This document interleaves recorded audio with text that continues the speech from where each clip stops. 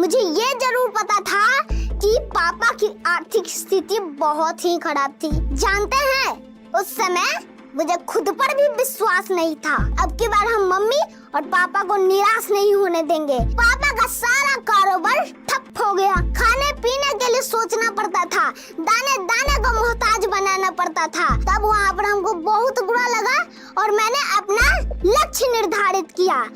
Hello दोस्तों, आज आपसे मैं शेयर करने वाला हूँ एक ऐसे चमत्कारी बच्चे के बारे में जिस बच्चे ने इतनी छोटी सी उम्र में 3 क्लास में पढ़ते हुए भी 10वीं के बच्चे को शिक्षा दे रहा है। और इस बच्चे ने खुद 3 क्लास में पढ़ता है। और ये बच्चा इतना छोटी सी उम्र में कैसे वायरल हुआ है और इतना छोटी सी उम्र में इतना पैसा कैसे कमा रहा है, आइए देखते हैं। और 10 क्लास का मैथ पढ़ा देते हैं। और मेरे पापा का नाम हुआ राजकुमार महतो, वो भी पढ़ाते हैं। और मेरे मम्मी का नाम हुआ चंद्रप्रमा कुमारी, वो भी पढ़ाती है। तो मेरा जन्म बेगूसराय जिले के रोसड़ा के एक हॉस्पिटल में हुआ था। पापा उस समय कुछ भी नहीं कमाते थे और हॉस्पिटल का सारा खर्च कर्ज लेकर चुका दिया जाता था।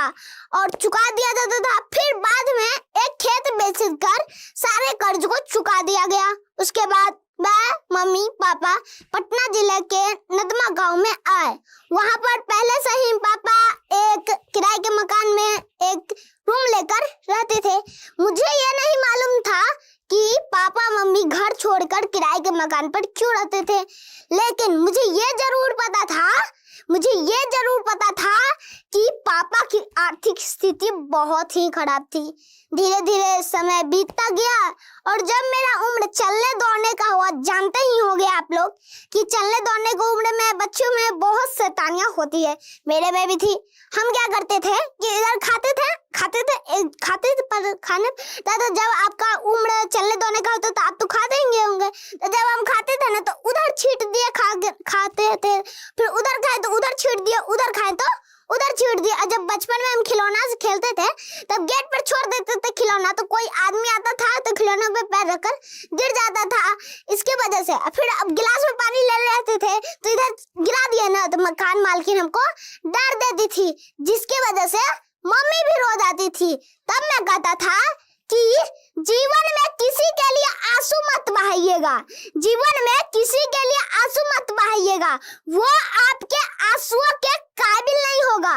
अगर वो आपके आंसुओं के काबिल होगा तो आपको वो कभी रोने नहीं देगा, फिर धीरे धीरे समय बीतता गया और जब मेरा उम्र 3 साल का हुआ तब मेरा मम्मी ने एक स्कूल में एडमिशन करा दिया। उसमें जाती सामान रहता है ड्रेस, जूता, मोजा, कॉपी, कलम सब लेकर दे दिया। लेकिन मैं मुश्किल से वहां पर 1 सप्ताह पढ़ा होगा, क्योंकि वहां पे जब हम पढ़ते थे ना तो हमको रोवाई बढ़ जाता था। तो पापा क्या किए कि वहां से हमको नाम कटा दिए। अब नाम कटा दिए तो हम क्या करें, हम घर पर ही रहते थे ना, तो पापा का मार्कर रहता था तो पापा का मार्कर लेकर बोर्ड से रहता था, बोर्ड पर हम मार देते थे निमकी, पकौड़ी, जबेली। उसमें खास बात यह थी कि सारी आकृतियां जो होती थी सेम रहती थी। अब सेम रहने पर तो कोई पता नहीं चलता था ये क्या है। अब फिर अगर हमको बाद में पूछा जाए कि ये निमकी कौन है, पकौड़ी कौन है, तब हम उसमें सही जवाब देते थे। तो क्या था, उस समय हमको जलेबी बोलने नहीं आता था। जलेबी को हम जबेली बोलते थे, जैसा कि अभी हम बोले थे। तो फिर पापा कहते थे कि जो मन में आए वो लिखो, पसीने के स्याही से जो लिखते अपने हौसलों के उड़ा दे, उनके मुकद्दर के पन्ने कभी कोरे नहीं होते। जानते हैं, उस समय मुझे खुद पर भी विश्वास नहीं था। जब हम घर में अकेले रहते थे और मम्मी को कुछ सामान मंगाना रहता है घर पे खाना बनाने के लिए तो हमको भेजती थी। तो अब कैसे होगा, क्योंकि दुकानदार हमको भाषा बचा नहीं पाता था, क्योंकि हम बोलते थे तो हमको ठीक से बोलने नहीं आता था, इसलिए दुकानदार हमको भाषा नहीं समझ पाता था। तब मम्मी क्या करती थी कि एक पर्ची रहता था, पर्ची आप जानते होंगे, पेपर पर लिख देती थी कि ये सब सामान लाना, जैसे कि होगी आपका 100 ग्राम मिर्चाई, 2 धनिया का पत्ता, 1 माचिस का डिब्बा सब लिख कर दे देती थी और हम जाते थे। तो अब क्या करें, घर हमारा उस साइड है, बीच में पड़ता है रोड, अब रोड के उस पर है दुकान। अब दुकान जाने के लिए तो रोड क्रॉस करना पड़ेगा। अब रोड कैसे क्रॉस करें, इधर उधर देख लेते थे, कोई अगर गाड़ी घोड़ा नहीं आ रहा है एकदम आंख मूंद लिया और दौड़ ले गए। कि वहां पे हम क्या करते थे, किस्मत के भरोसे जाते थे कि मरे या जिए, आंख बंद कर चल जाते थे। फिर सामान ऐसे करके मम्मी को देते थे। फिर धीरे धीरे समय बीतता गया और जब मेरा उम्र 4 साल का हुआ तब पापा ठीक नदमा के पश्चिम साइड चपौड़ गांव में 2 रूम का एक बना हुआ घर था, तो उसको खरीद लिया। वहां पर हम लोग 12 मार्च 2018 को वहां पे हम लोग शिफ्ट हो गए। और फिर पापा क्या किया कि फूस रहता ना, फूस जागर आगर में मेरे नाम से एक स्कूल खोल दिए, यानी कि बॉबी पब्लिक स्कूल। उसी में अभी तक मैं पढ़ता आ रहा हूँ। और 15 मार्च 2018 को फिर से हमने पढ़ना शुरू किया। मात्र अब की बार हमको ऐसा लगा कि अब की बार हम मम्मी और पापा को निराश नहीं होने देंगे। क्योंकि मैं जानता हूँ जो पानी से नहाएगा वो लिबाज बदलेगा, जो पानी से नहाएगा वो लिबाज बदलेगा, जो पसीने से नहाएगा वो एक दिन इतिहास बदलेगा। तो फिर मात्र हम 2 साल पढ़े, उसमें 2 साल मात्र पढ़े और लॉकडाउन लग गया। अब लॉकडाउन तो लग गया, अब खैर इस लॉकडाउन में मेरा कुछ बिगाड़ा नहीं। ताज्जुब की बात यह है कि इस लॉकडाउन को हम सौभाग्य कहें या दुर्भाग्य इस बात के लिए कि पापा का सारा कारोबार ठप हो गया। अब ठप हो गया तो पैसा आना तो बंद होना था, तो पैसा आना बंद हो गया। खाने पीने के लिए सोचना पड़ता था, दाने दाने को मोहताज बनाना पड़ता था। दूसरी तरफ सौभाग्य इस बात के लिए कि क्या हुआ ना कि पापा को पहले फुर्सत नहीं रहता था हमको पढ़ाने का, अब पापा को फुर्सत मिल गई, टाइम ही टाइम था पापा के पास हमको पढ़ाने का। तो पापा और मम्मी क्या किए कि आस पड़ोसी रहते हैं उनके बच्चों को बुलाकर पढ़ाते थे। शिकायत सुनकर भी शिकायत क्या करते थे कि मास्टर वो पागल आयल है, अब बचपन के बुलावी थे पढ़े थे तो वो पगला देते। तब मम्मी शिकायत सुनकर भी बुलाती थी। और मेरा दोस्त सब था वो भी ताना मारता था कि एकर चक्कर में हमनियो फंस गेली। अब मेरा दोस्त सब हमको कहता था कि बतियो रे एकर घरवा में सबसे बड़ा डेढ़गोड़वा है। किसके बारे में, हमको पापा के बारे में कहता था किसके घर में सबसे बड़ा डेढ़गोड़वा है। तब हम कुछ नहीं करते थे। और उस समय जब हम पेपर देखे कि एक बच्चा का नाम और फोटो आया, तब हम पापा से कहें कि मेरा नाम और फोटो आएगा ना पापा पेपर में। तो पापा गए पत्रकार महोदय के पास। अब पत्रकार महोदय के पास उनसे बात ही नहीं हो पाए। तब वहां पर हमको बहुत बुरा लगा और मैंने अपना लक्ष्य निर्धारित किया और मंजिल और हौसलों के बीच संबंध दर्शाया। मंजिल ने हौसलों से कहा तेरी बस की बात नहीं, मंजिल ने हौसलों से कहा तेरी बस की बात नहीं। हौसलों ने मंजिल के आंखों में आंखें डालकर कहा चल झूठी तेरी इतनी औकात नहीं।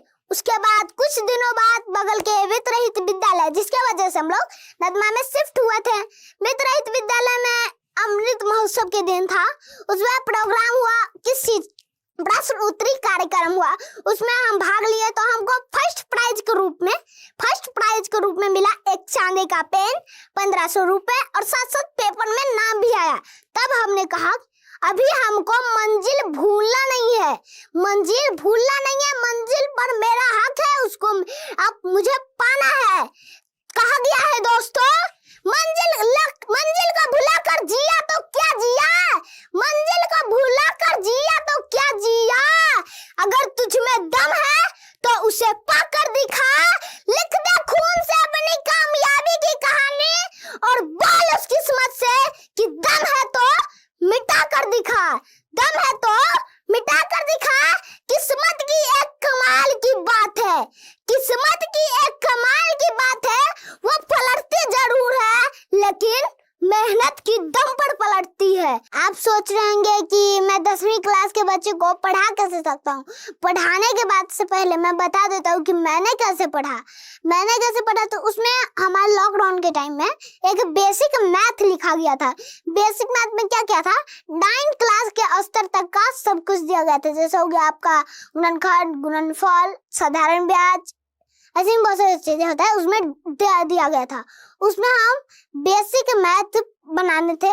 जब हमारा बेसिक मैथ क्लियर हुआ तब हम 6-7 का मैथ बना लेते थे आसानी से, क्योंकि वहाँ पर तो 9 तक का दिया होता था, हम 6-7 का मैथ बनाते थे। फिर जब उससे हमको बेसिक मैथ से क्या हमको लागू हुआ कि सब हमको फॉर्मूला का यूज पता चल गया। अब यूज पता चल गया तो क्या होता है कि कोई भी आप बुक लाकर रख दीजिए ना, तो उसमें से हम प्रश्न बना लेते हैं। एनसीईआरटी हो, आर.डी. शर्मा, ऐसे बुक्स होते हैं, तो आप रख दीजिए तो हम उसमें से सवाल बना सकते हैं। पढ़ते थे तो उसमें हमको कुछ प्रश्न होते थे जिसमें से हमको कुछ गड़बड़ी होता था। तो एक बार क्या हुआ कि कुछ बच्चे होते थे जो बनाते थे तो पीछे छूट गए, तो हम उसको बताने लगे थे, बता दिए ना, तब उसका भी छुट्टी हो गया जल्दी। और तब हमको ऐसा लगा ना कि वो प्रश्न हम कभी भूले ही नहीं। जब जो प्रश्न उसको बताए ना वो प्रश्न हमको भूले ही नहीं। तब हमको ऐसा लगा कि पढ़ने से अच्छा तो पढ़ाना ही है, अपना उसका रिवीजन भी हो रहा है। अब पढ़ेंगे तो कॉपी कलम भी खत्म हो जाएगा। आप जब उसको बता रहे हैं तो उसमें उसका कॉपी कलम खत्म हो रहा है, मैं तो कुछ हो नहीं रहा।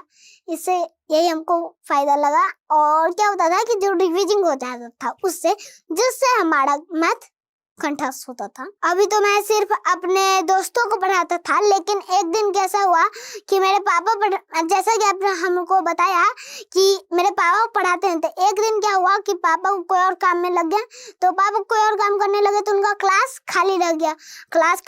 तो यह हम सोचे कि बच्चा उठ के गाँव चले गया तो क्या हुआ। तब हम कहा कि हम भी पढ़ाना शुरू कर दिए।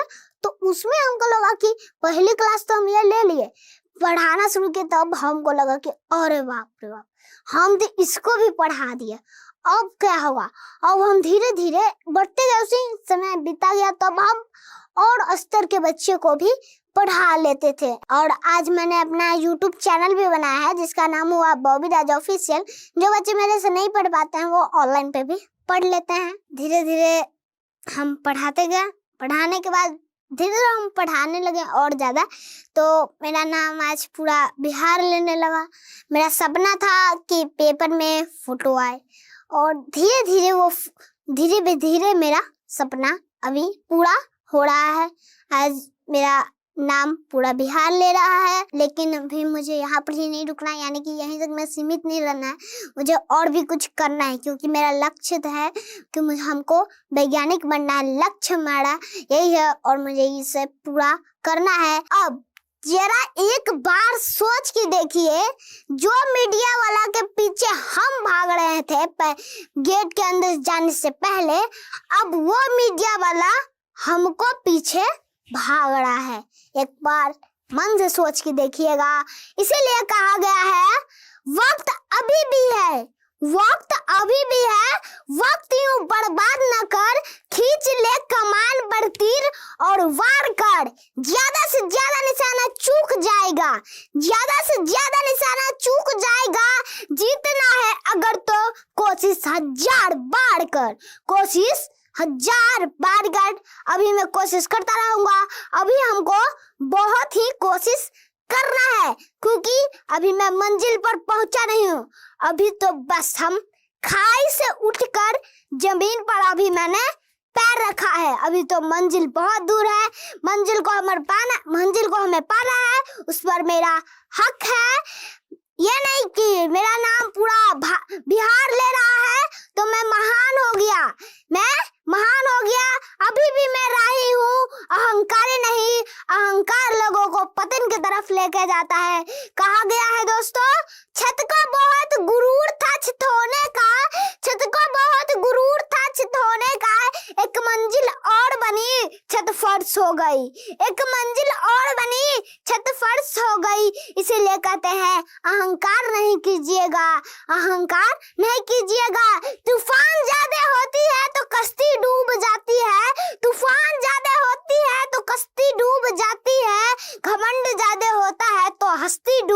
जाती है, घमंड ज्यादा होता है तो हस्ती डूब जाती है। और अंत में इतना ही कहूंगा कि अगर आपको विश्वास ना हो रहा होगा कि मैं 10 क्लास का मैथ कैसे बना सकता हूँ, तो मेरे YouTube चैनल को भी आप जाकर देख सकते हैं, कोई रोक टोक नहीं है, जाकर देख सकते हैं। मेरा YouTube चैनल हुआ बॉबी राज ऑफिशियल, उसको जाकर देख सकते हैं।